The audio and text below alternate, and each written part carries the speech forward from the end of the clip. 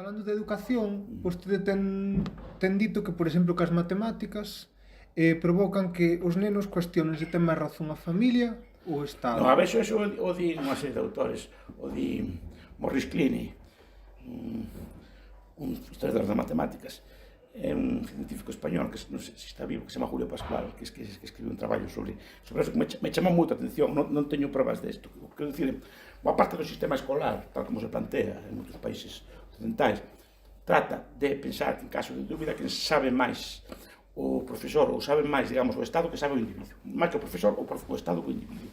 E que o conocimiento que dá o Estado é o correcto, e o conocimiento que ten os individuos por outros medios, eso non é correcto. Non? E iso se construye a través non das matemáticas. Matemáticas é unha ciencia imprescindible, senón do uso que se fai das matemáticas, que é moi distinto. Porque as matemáticas poden ensinarse de moitas formas.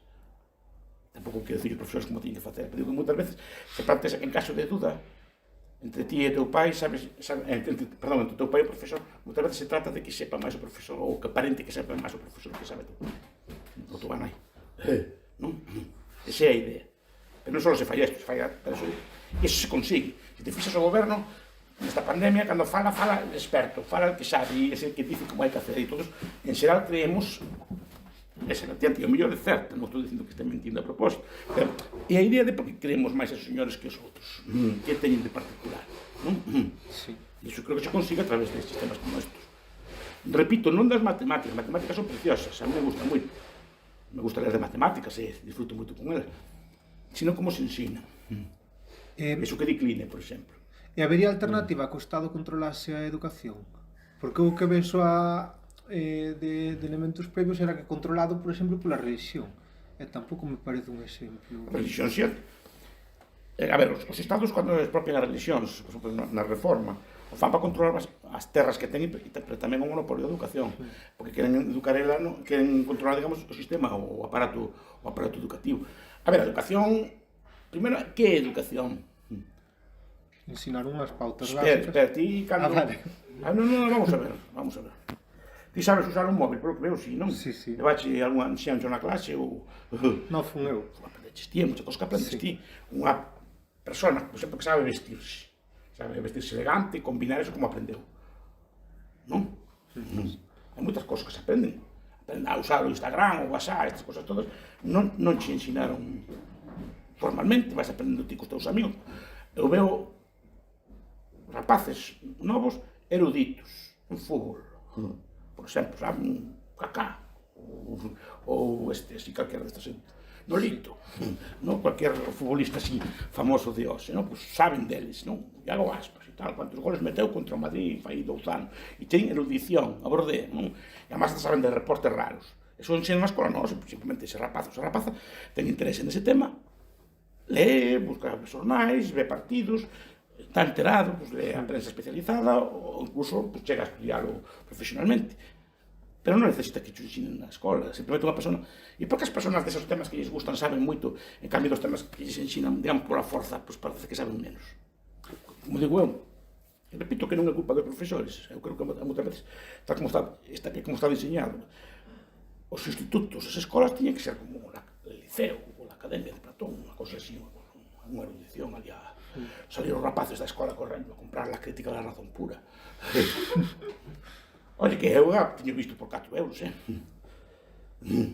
librerías de segunda man. En cambio, por exemplo, para beber ou para ter cousas, eso teñen cartos, pero para comprar a crítica da razón pura, ou un poemario, ou un libro de matemáticas, ou un libro de historia, hai non moi baratos en moitos sitios, porque os rapaces non van correndo a comprar esas cousas, que é o que falla. Porque, mire, medios temos máis que nunca. Uns profesores excelentes, profesionais. Temos medios en cualquier instituto, cualquier escola, temos medios de internet, de biblioteca, fabulosos, como nunca na historia da humanidade, ou hasta este século XX e XXI, os seres humanos non tiveron acceso a tanto. Tienen acceso a todas as obras de arte de la historia e de todos os tempos en internet. Tienen acceso a todas as obras musicais de todas as calidades en internet. Tienen acceso a millóns de libros gratuitos en internet, e aparte, se se poñen a buscar por aí, hai moitos libros, sobre todo os clásicos, son moi baratos de comprar.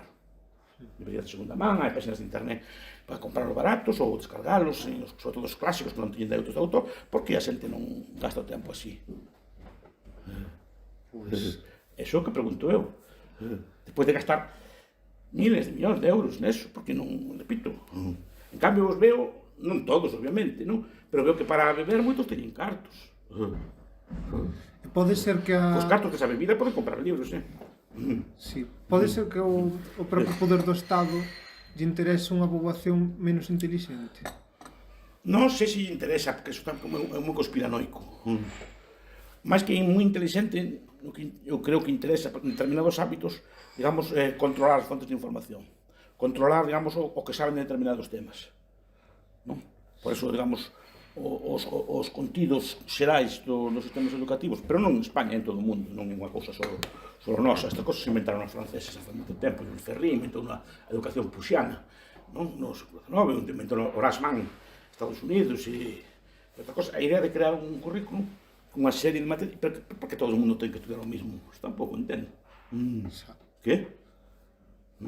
Si, se foremos por intereses. Non, pero porque ten que estudiar todo o mundo o mesmo currículum, a mesma idade e ao mesmo tempo. O sea, imagina que obrigan a todos os nenos a ler o mesmo periódico todas as mesmas horas. Todos protestarían, non? Pois aquí, así porque non podes, non sei, supoño que técnicamente igual non é posible, e os pedagogos me dirán, non? Pero supoño que podría facerse unha cousa algo máis modular ou algo máis distinta, non? Porque todo ese que ten que ter todo o mundo saber o mismo. Sobre todo, desde o mesmo punto de vista. Os mesmos filósofos, os mesmos literatos, non só na mesma historia, porque ten que estudiar todo o mismo, non podemos estudiar cosas distintas. Nós, todo o mundo, somos distintos, que estamos aquí nesta sala, vestimos distinto, non pasa nada. Comemos seguramente distinto, non pasa nada. Temos gustos distintos en moitas cousas, non pasa nada. Qual é o problema? Porque temos que saber todos o mismo. Bueno, supoño que é unha cuestión tamén de que habría que facer unha inversión moito máis grande en profesores e... No, pero non sei, por eso digo si é unha cuestión técnica ou non, eu repito que non sou pedagogo, non sei, de alguma forma se podía intentar, pero desde logo porque non se pode variar un pouco, non? Sí. Porque o canon literario é o mesmo, o canon, non, a historia tende a ser a mesma, ou ese tipo de cosas así, non? Sobre todo o canon filosófico, eu creo que en filosofía hai moitos máis autores que os que veñen no canon.